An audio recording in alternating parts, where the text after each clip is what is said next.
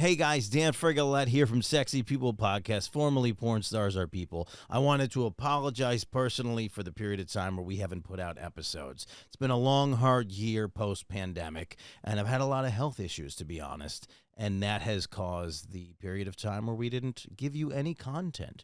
Thank you for staying with us. I promise we will not allow this behavior to continue. New episodes start now.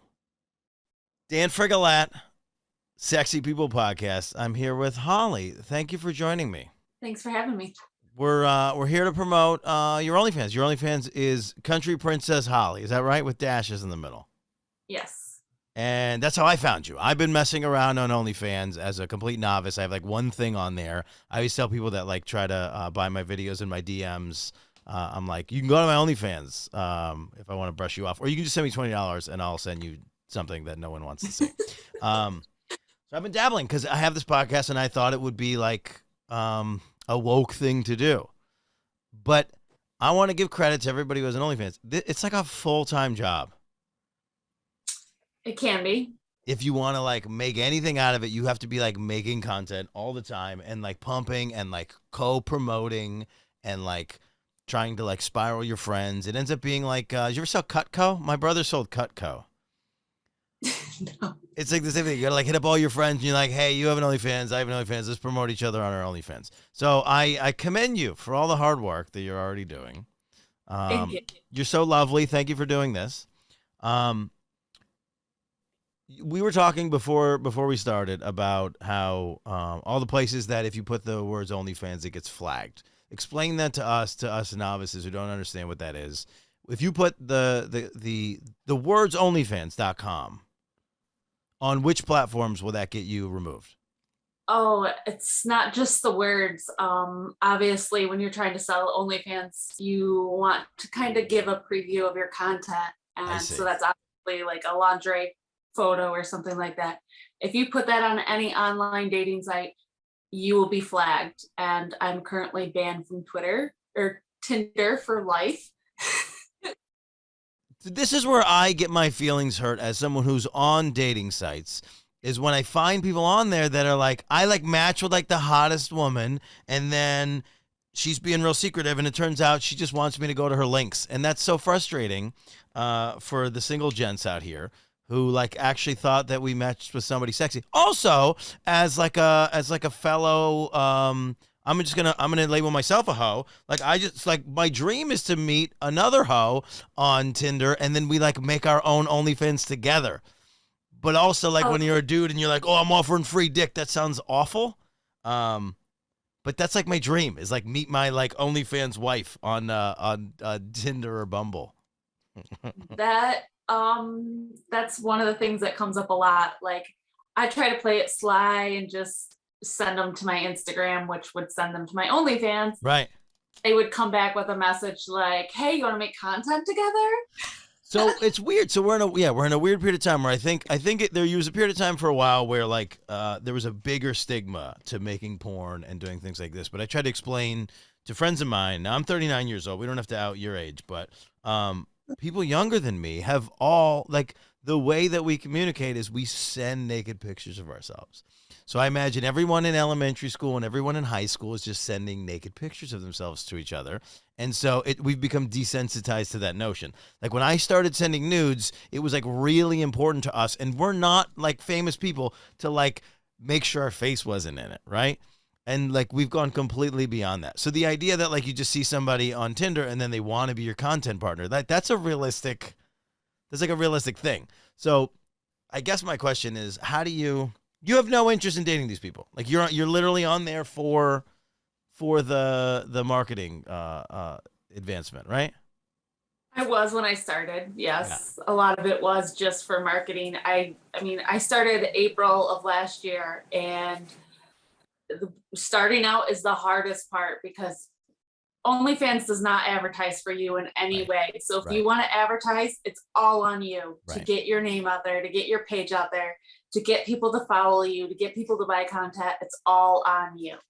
So at first it was just any way I could get my name out there. I got banned from Tinder because I would switch my location to other locations throughout the United States, which would bring in more people from different areas. Of course. And send them to my Instagram and then to my OnlyFans. And apparently that wasn't something I was supposed to do, and my phone number got. I do that. Well, I do that. But I think what happens is if you're hurting people's feelings and they flag you, this is what I find the most. If like on Instagram, especially if I get taken down, that's not Instagram doing it. That's like somebody got their feelings hurt and they flagged me. Cause I do it a lot. Well, during the pandemic, I was living with my girlfriend and I like made my Tinder, cause I have like a swiping problem already. But I made my Tinder. This is what I felt in my head was like the right thing to do. This is how fucked up I am.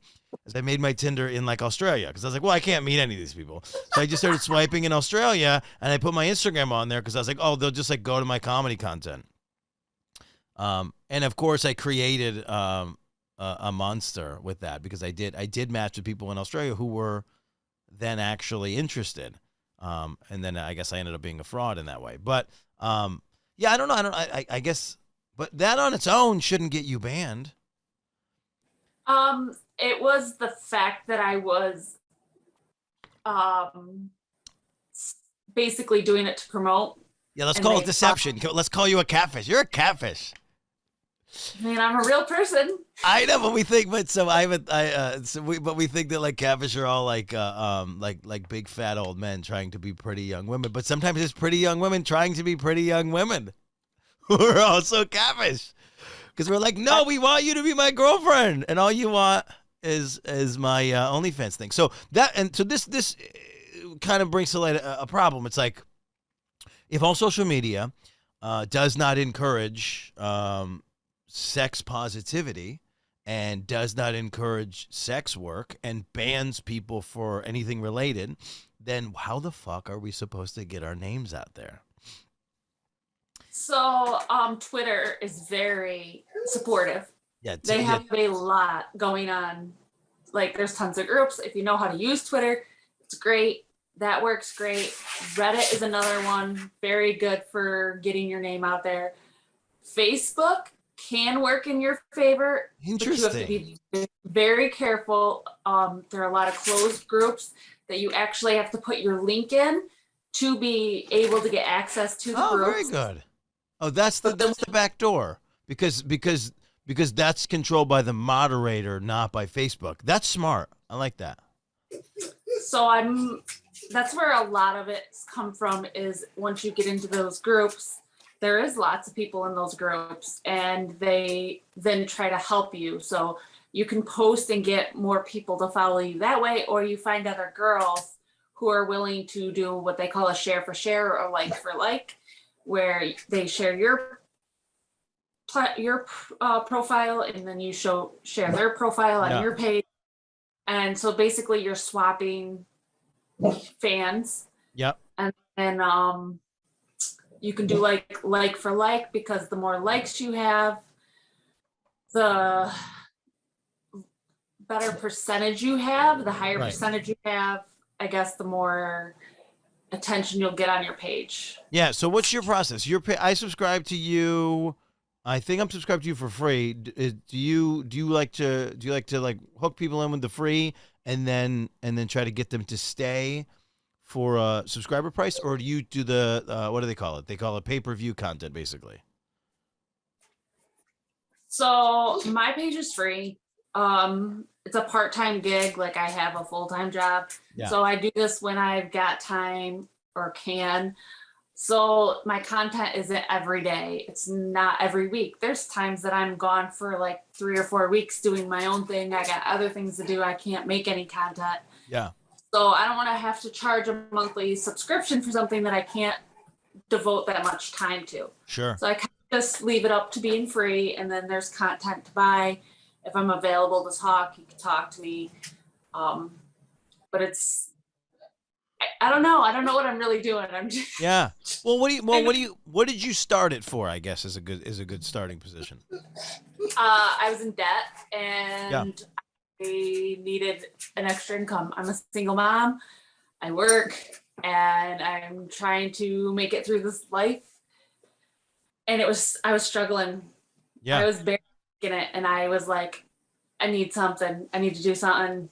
And I had a couple guy friends, one who is a photographer that does photography for modeling, sex toys, lingerie, magazines, all sorts of stuff.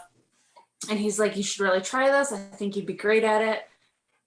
We've been friends for like 10 some odd years. And I said, I don't know if I can do this. Like, this isn't in my realm of things. And he's like, I'll help you. And he helped me set it up. And he took my first set of photos. And he's a very like open sexuality type of person that like everybody should be making love and having sex and it's normal. And he kind of got me more comfortable with it. Okay. Then it kind of just took off from there. And I was like, well, this isn't really that bad. These people are really nice. Yeah. We've gotten to this weird thing. So let me ask you this then. This is another thing that I think comes up a lot. I think a lot of people that are in OnlyFans, and I think women in general, this is the problem that I've had with this podcast, because its original name was Porn Stars Are People, and my hope was to be speaking I speak to sex positive women on the podcast, but my hope was that listeners would be the same, sex positive women, and they're not. They're just sort of like men who consume porn. So there's like this disconnect between young women and probably old women and the word porn and like sex positivity, because it's like there are podcasts that are openly like sex positive and like I don't know, this isn't my term, but like slut friendly. But then those are separated by the ones that talk about porn. Do you feel like OnlyFans is pornography, is in the same category? Do you separate it? Do you feel like you're doing something linear to porn? Yeah, I mean, you'd have to say that the definition of porn to me is sexual acts of some sort, or pornography is seen as naked pictures, things that are, make other people aroused. So to me, it is porn, but porn's not something that, I mean, it's been around for how long? Ever. Since we had genitals, people have been wanting to see other people's genitals. Right.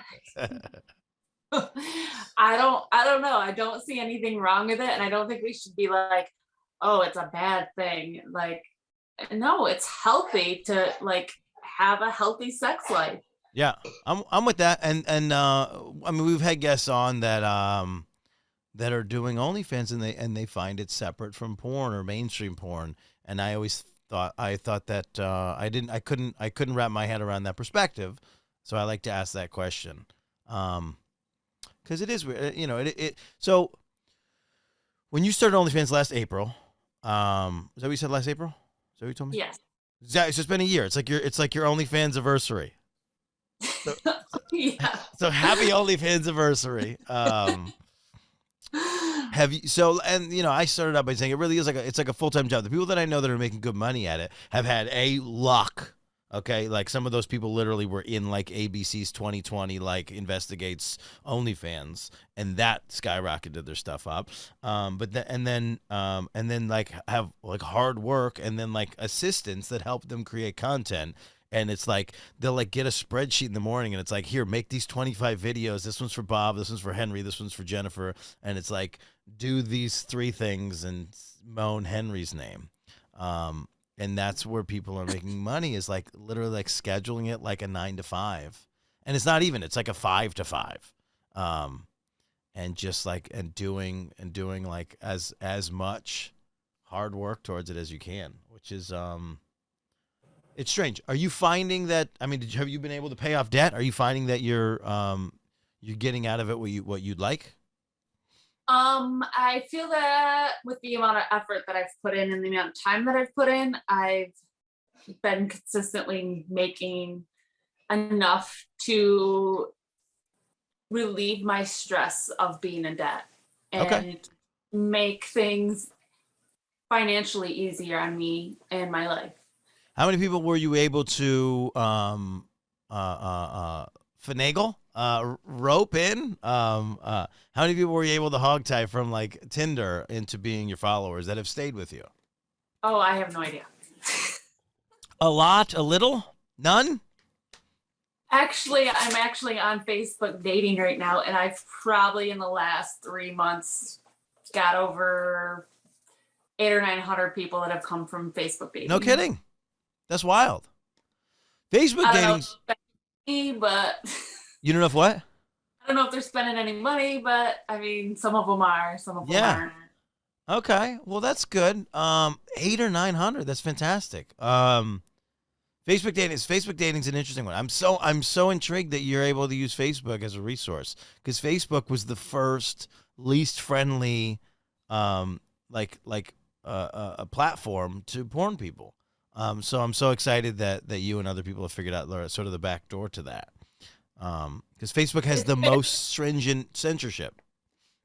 You don't really use your OnlyFans name. Like, I have a picture up that has my link on the picture, Right. but it doesn't say OnlyFans on it anywhere. It just has my @ with my name. Yeah. Like my tag name.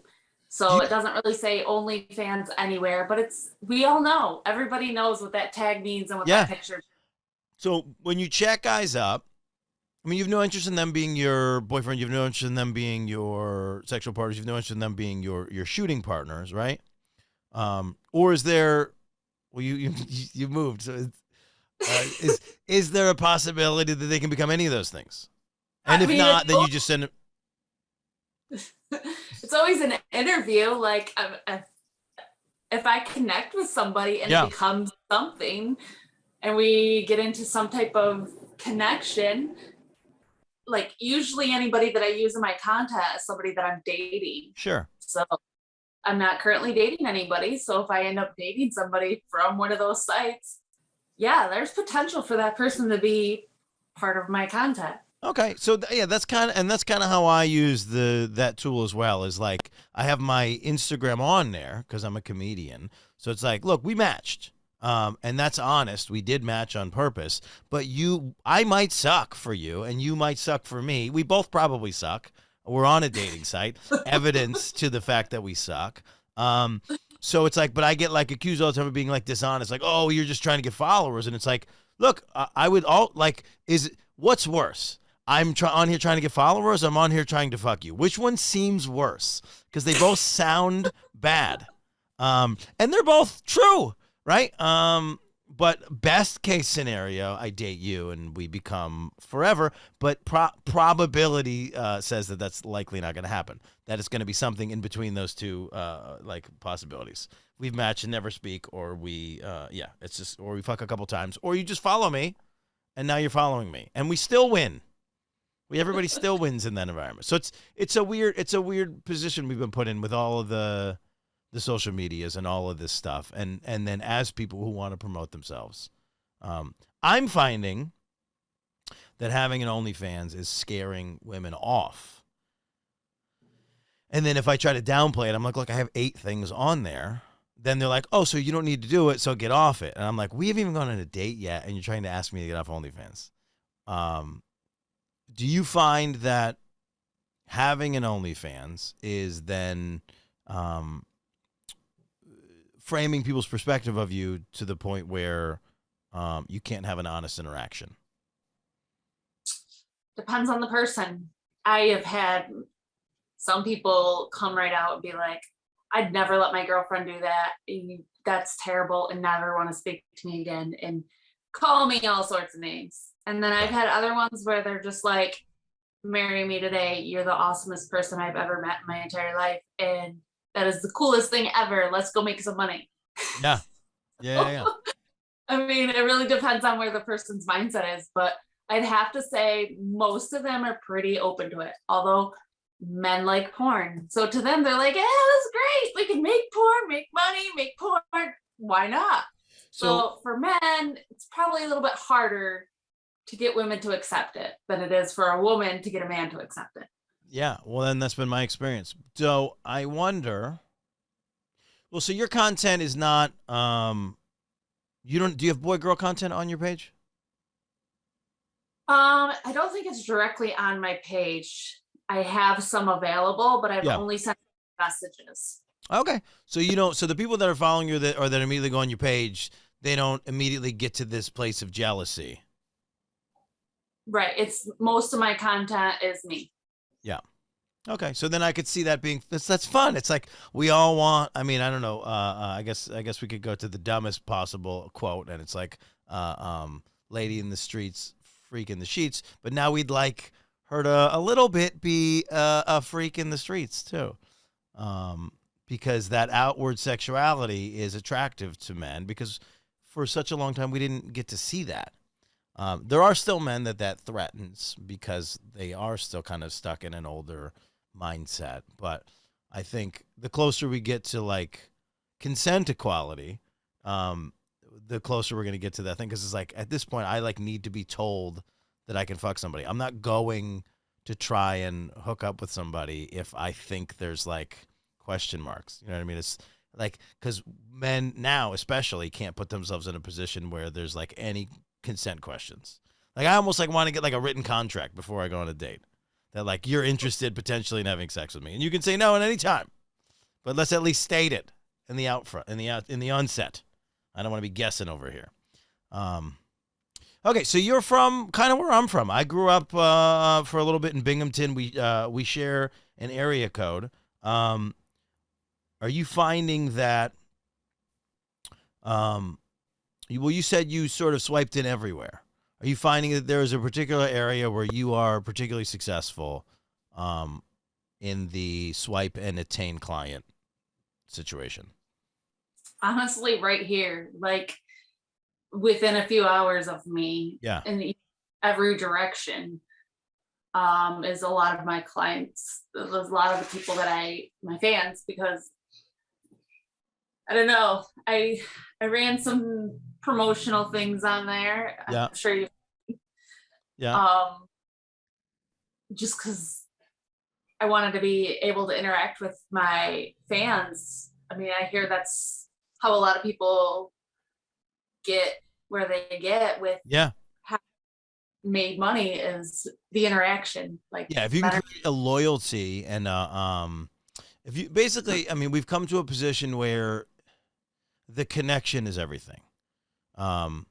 As an avid porn user, like I was always interested in like finding like a new person that entered the industry. Like that was what was like exciting to me. It's like, oh my God, I've never seen this woman before. This is great. And that would be what I was like searching for on sites. And then eventually it became that like you could like fully know your porn star and you can like be more selective in that way. And it's like, so then you're not looking for anyone. You're just like looking for your like kind of like your online girlfriend. And so like the more you get to know about somebody, the juicier it is and the more enriching that can be. I have the opposite experience, unfortunately, because I will meet somebody like on this podcast, like you, and then now I can't go look at you in a demeaning way because now I know you and I know who you are, and I can't like just it actually feels anti-consent, and I know that's probably everyone that is your fan will hate that because that's not how they feel, but that's how I feel. It feels weird to me to know somebody and then go like look at their content, which is weird. But that's the market now. It's like knowing somebody through and through and all of those things like make it better. Do you find that if you said you do like live chat sessions? Is that right? Live chat sessions? I've done a few, yeah. And do you find that those are good money like per hour type deals because you're like actually connecting and I feel that a lot of the money that is made is through content that they want, like specific content. Customs. Yes, customs are huge. They usually want their name said, or some of it is just talking. Sometimes a guy just wants you to be their friend and listen to them whine about how terrible their day was. Yeah. And hey, I'm all for that. I don't mind listening to the day and giving them advice because, hey, I mean, we've all been there. We all want that person to listen. Yeah, it is interesting because it's become so porn was so impersonal. Now it's personal. So now you want the personal attention, the part of the relationship that you maybe can't attain.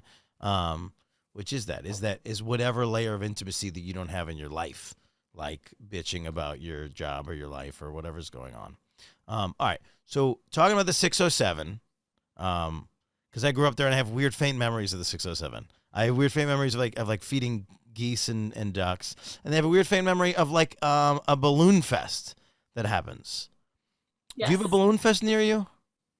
It's in Binghamton, yes. When does that happen? Is that like a part of your life? And tell us like everything you know about that balloon fest, because I have like faint memories in my head of being a kid and seeing balloons, but it was only for my 3-year stint that I was living in Binghamton. Well, I'm afraid of heights, so I'm never getting in a hot air balloon for nothing. So I don't attend. But so when you see them fly over you, is that exciting for you? I mean, it's like it's a wondrous sight, right? Seeing hundreds of balloons in the air. It's like a pit in my stomach because I'm Is like, it really? you gotta be nuts to get in that thing. No What kidding. if you fall out? Yeah. So no, I'm good. I'll keep my feet on the ground. So funny. I'm afraid of heights, and for some reason I want to be able to go in one of those balloons. I think I'm like you. I don't think I'd be able to do it. But I also want to do the thing I romanticize about is I want to know somebody who owns a balloon. Cuz I don't want to do like the paid tour. Like my whole life is about like I want to like get the behind the scenes. Like I think that's why I also like romanticize like, oh, I want to like be with an OnlyFans girl that we make videos because I'm getting the special treatment. So it's the same thing. I want like to know the guy who owns the balloon so that he can take me on the balloon tour that we would do. And then or her, and then actually then we can make great content in the balloon. But so what else are you afraid of? Heights is big. Put me right on the spot there. Is it everything or nothing? That sigh is like it's a deep one. Either it's almost nothing or it's almost everything with that sigh. That's like it. Like heights are my thing. I've never been on a plane. I'm definitely afraid of heights. Really? But like never been on a plane. I don't know how to. But the plane one's in your head, I feel like, and I have no idea. I'm not an expert in anything. I'm not trying to diminish. When you get in a plane or a hot air balloon and you're up there. When you're in a hot air balloon, you can see everything. When you can see everything, you could see that you could fall out in a hot air balloon. I will grant you that. But in a plane, you had no idea. Like my aunt is so afraid of heights that she can't go up in big buildings. And I'm like, what are you talking about? The building's not going to fall, and you're not going to fall out of the building, right? So the plane one, as long as you sit in the aisle, you're good. Like I was trying to look out the window on the last flight I was on, and I couldn't because the person sitting there was an ass. I haven't been able to look out the window on a plane in years because people close the goddamn blinds. So you actually could probably fly.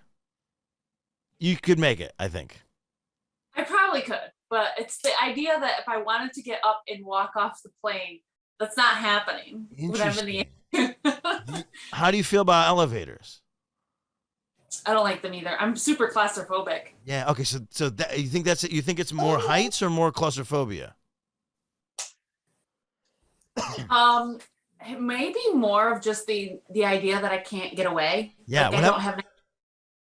What happens if you get tickled? Do you feel that same like? I'm gonna punch. Yeah. Do you feel that same like out of controlness like? I usually start swinging. Okay, all right, but you're enjoying yourself being tickled, kind of, but you don't like the out of control part.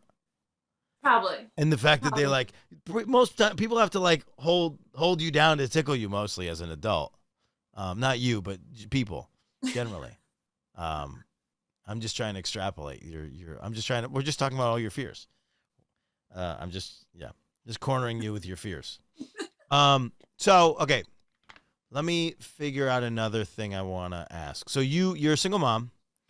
How do you think that you will address sex positivity with your child or children? Is it a thing you think about?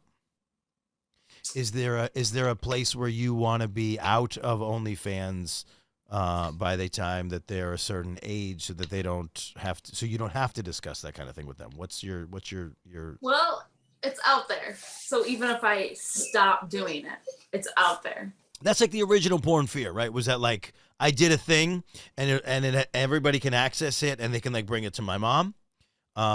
So that's true, but it's less true because I think people care less about that thing, which is a good place to be as a society. So it's out there. So you think that no matter what you do, your child will find out that it happened. Pretty much. If it's Okay. online, they're going to see it. Yeah. And they may or may not see it. Who knows? I mean, my parents are aware. I told them within a month of me starting it that, like, hey, this gets out there just to let you know. What was their reaction? Be safe. They were like, this makes sense. No, they were just like, my parents have always been supportive of pretty much anything. And they're just like, be safe. Don't do anything stupid. You have a good head. Yeah. You just be safe about what you're doing. I think this is important. I want to stay here for a second. I think a lot of people think, and because this podcast is about destigmatizing sex positivity in porn and all these sorts of things, I think there's an idea in people's heads that, like, if somebody's doing porn, it's because they were, like, raised evangelical Christian and they're, like, rebelling against society. That's one extreme. The other one is they were raised in a healthy environment that was sex positive and that was supportive, and that, like, they know that their parents won't judge them. And so you're a perfect example of that kind of, and that's how I am with comedy. I speak on off-color things in comedy, and that made my conservative friends uncomfortable, like when I was in my 20s, and it was like an immediate thing. So to see that your parents are just like, yes, just please be safe about it is fantastic, and I think that that's important to highlight. Yeah, I mean, I try to raise my kids with the same idea that I'm going to support them no matter what, and I want them to experience things and learn things on their own, but in a safe way. So my kids are pretty young right now, so I kind of try to live in the moment. Yeah. How many kids? There's 2. How many ages? What are their ages? 7 and 3. Okay. So, I mean, I don't really have to discuss the internet right now because it's pretty controlled. Mm-hmm. Anytime that they're on the internet, you know, I'm right there seeing what they're on, what they're getting into. But I know that eventually I'm probably going to have that conversation. And I hope at the same point that they see that it's okay to be themselves. Yeah. And do what they want, as long as it's pretty safe, relatively healthy. Right. Yeah. We're all going to make mistakes. On the internet? Yeah, sure.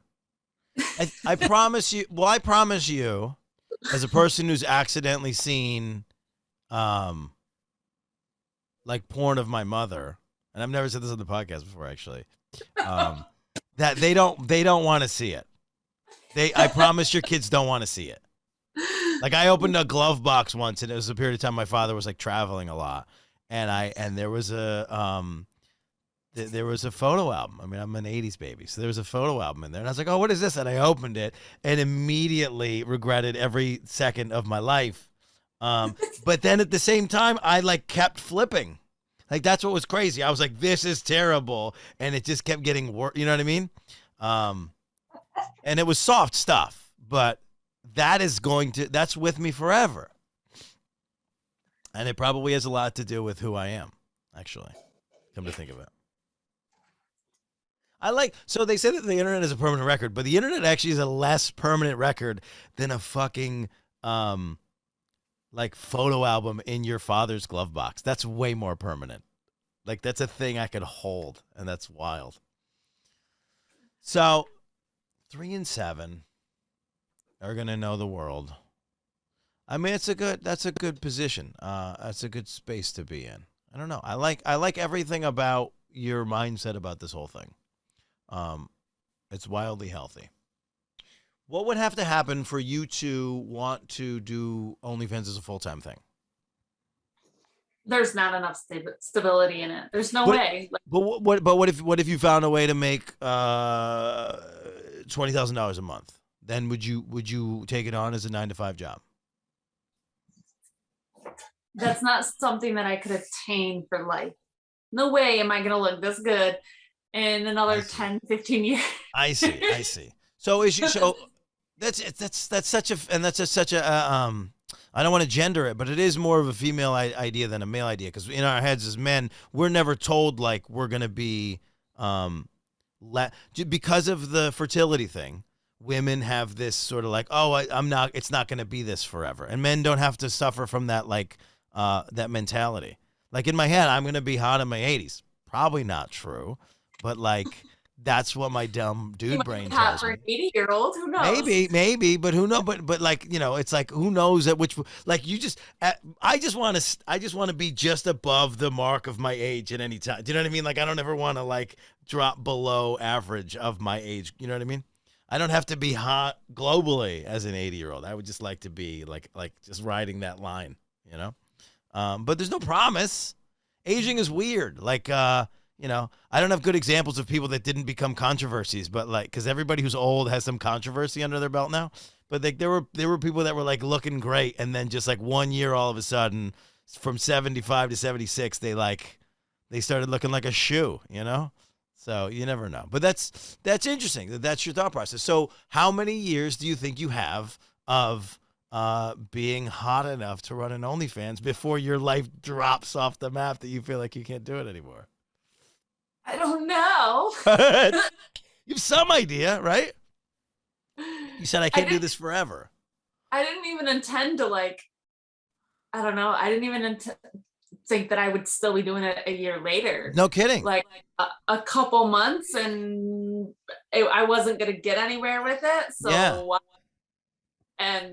And so are you finding growth every month? No. Or at least steadiness? I think what brings me to keep coming back and keep it open is I get treated better by the guys that give me money than I do by complete strangers. Interesting. Like, they are so nice.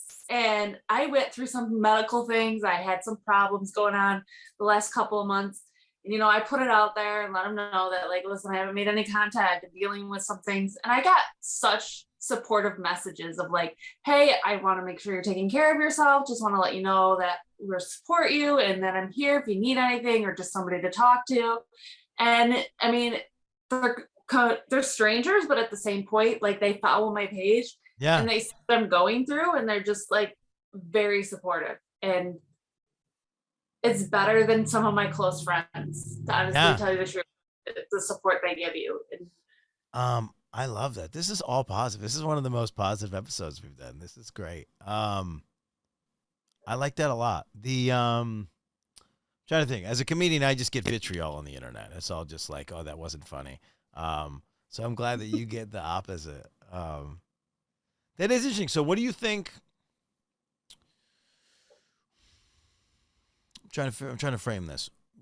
How much of yourself do you think you bring to the OnlyFans page? How because one of the abilities you have as a performer or as somebody who's on the internet and puts their life on the internet, you can choose what to show and what not to show. Do you find that you are like 99% authentic? Do you find that if you're not, that your audience notices? And do you find that the more authentic you are to your real self, that has a monetary value? Anything that I put out there is me. Yeah. Whatever I'm going through, whatever's going on in my life. I might not always tell everything. Like, sure. I tell them that I have a full-time job, but nobody knows. A few people know what I do, but my job isn't listed anywhere for anybody to really see what I do. Yeah. Or where exactly I work, which is also a safety measure, because like, I don't really want people in my town chasing me around. Of course. A lot of them know that I have a family, that I am a single mom, that I have kids. They don't know the ages or what they are, but they know that I have children and I'm a normal person. When I discuss if I'm going through anything and I discuss it, it's completely what's going on, but it might not be very detailed. It may be very thick, just to like let them know I am going through something, but it's kind of private. Yeah. It's a boundary. It's like just like I've learned now being in therapy that you have to set boundaries with people that you date. You have to set boundaries with everybody, you know. And so that is a healthy line. And really, sometimes the specifics don't matter anyway. So I guess the follow up to that question is: do you feel like if you were more restrained about your authenticity, that would show and people would be able to tell? Yeah, I think the reason that OnlyFans does work for people and we are able to sell on there is that they build a connection and a relationship with you. Because I always get the question by some people, well, you can go to Pornhub and watch porn for free. Why would I go pay for your page? I'm Yeah. like, well, people do because they want that connection with you. So you may not see it that way, but other people do, and they build this connection with you. Yeah. So By the way, that's a thing that we always pump at the end of the episodes, anyways. Like, please pay for your porn. If you went to some place, didn't pay any money, chances are your favorite performer didn't get any money for that. And why would you not want your favorite performer to get paid? That's silly. We're paying in other ways. We're paying for all the things. I could do it as a timeshare speech. You spend $2 a day on coffee.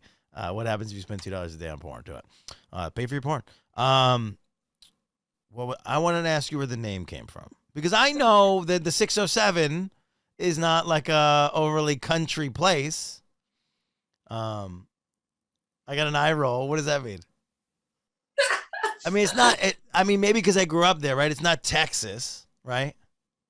Where does the name come from? I'm country. I grew up on a horse farm. I grew Okay. up with horses. I still ride. I still train. I've got about 13 pairs of cowboy boots. Fine. Some of them have my cowboy hat in them. Some of them have my chaps in them. Yeah.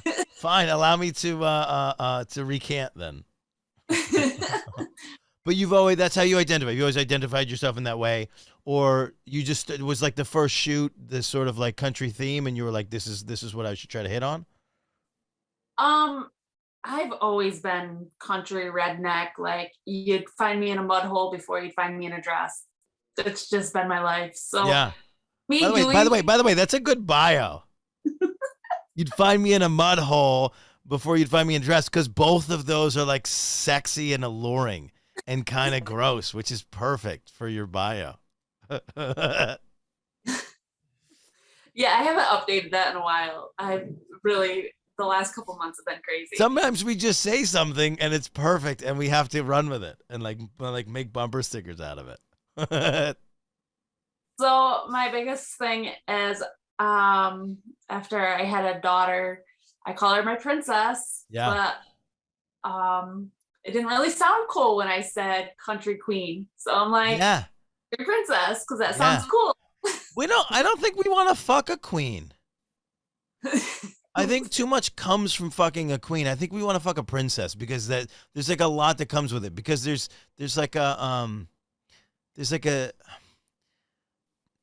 gender significance to a princess, and also there's like, and then like we can think about like if we're fucking a princess, then like she has a dad somewhere and he's a king, and that's nice. There's something nice as a man that like that you're fucking someone's daughter. I don't know why that's good, but it is. Country song. There's some things in us as men and women like that we don't understand, that are like instincts, right? Like I'm in the shower with a girl and she's like trying to pop my zits, and I'm like, I don't know what that is. That's like from evolution somewhere, right? And then I, for some reason, like I just really like aspects of like I want a little bit of demeaningness and a little bit of like alphaness and dominance in my sexual interactions. So fucking a princess sounds way better than fucking a queen. And I don't know why. I can't verbalize it better than I have. Better than sounding like a dirtbag, which I also am. And I have no problem admitting that. All right. So if you get them to the Instagram, is it likely that you get them to your OnlyFans? Yeah, the link is on there. All the pictures are pretty much teasers for the OnlyFans. Yeah. Thirst traps, as we say.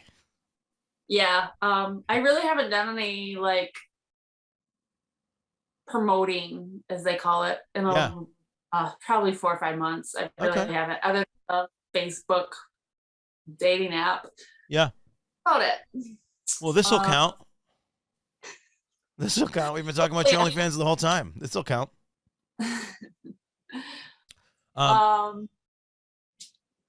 So usually, if they hit my Instagram, then they're gonna find my links right there. So. Yeah. So what's your Instagram? And then give us your OnlyFans one more time. And then after this, if you want to give me a link so that if they saw the episode and click the thing, they can go to like a free trial. And then that way you know that they're coming from the episode. But what's your Instagram and what's your OnlyFans? So it's all the same. Anywhere you find me on on Twitter, Reddit, Instagram, or OnlyFans, it's all Country Princess Holly. It's all the same. With a dash? It's either gonna have the dashes or the underscore. How many other Country Princess Hollies are there? Not many. Not many. So it's kind of unique. Yeah. There's a few, but can't miss this space. It's very true. That's how we got here.